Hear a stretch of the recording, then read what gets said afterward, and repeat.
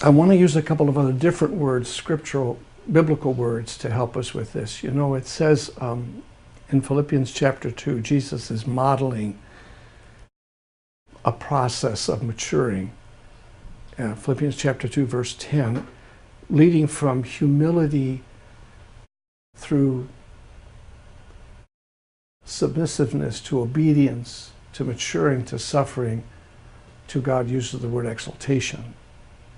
In 1 Peter chapter 5, it talks about God gives grace to the humble and God exalts the humble. Well, that exaltation process is getting the believer in touch with their destiny.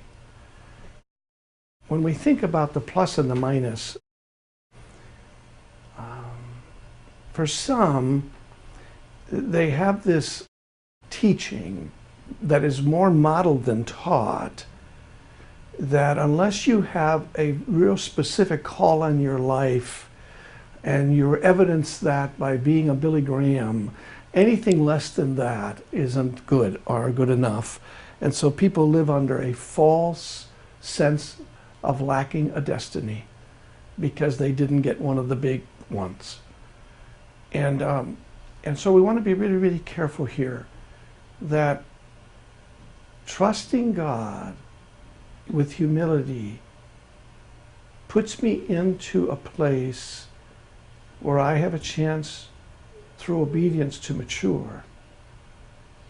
That maturity can lead me into, and this is a key word now, it can lead me into a suffering that is unique to the Christian. Mankind and all Christians suffer a common suffering. We all get sick, we all get diseases, but there's a unique suffering. Paul talked about in Philippians chapter 3 that I may know him and the fellowship of his sufferings. So our destiny is about this. It's about maturing to the place where I look outward for the benefit of you, whoever the you is. And for many Christians, you know that they have remained immature in all of their sin management programs because they stay revolving around themselves. But when I am really in touch with God's will for me, it's about my being available to the others in life. Sometimes we make this contrast that it's important to understand that our destiny, God exalting us, is always greater than our potential.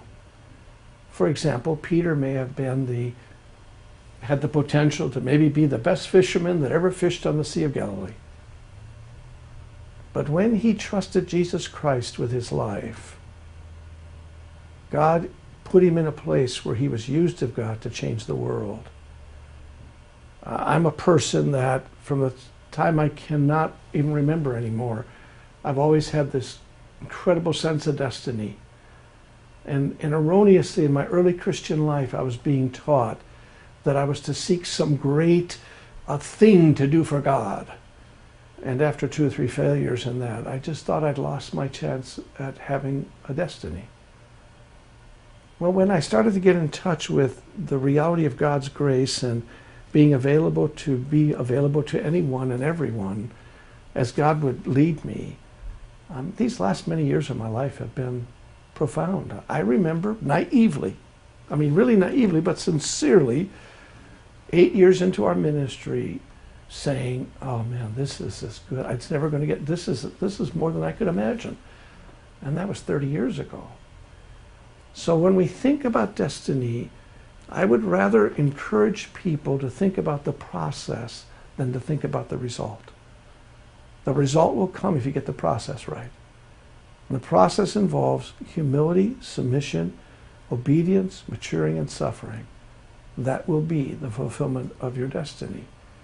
As many of you know that we have had models put up before us often at the highest level to show what God can do.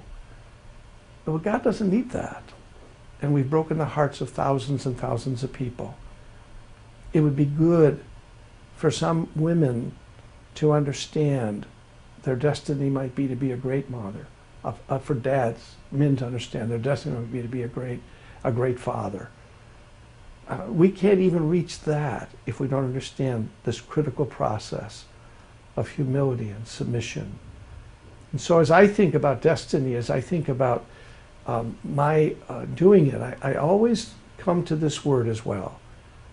I'd like to encourage individuals to think about their destiny as their influence. And I'd like us to think about, are we mature enough to own our influence? Are we mature enough to look over our shoulder to measure the influence of our lives in the lives of others? If we could help people look at it that way, it'll create an opportunity to be faithful today to those I influence, rather than just dreaming a dream that'll never be our reality.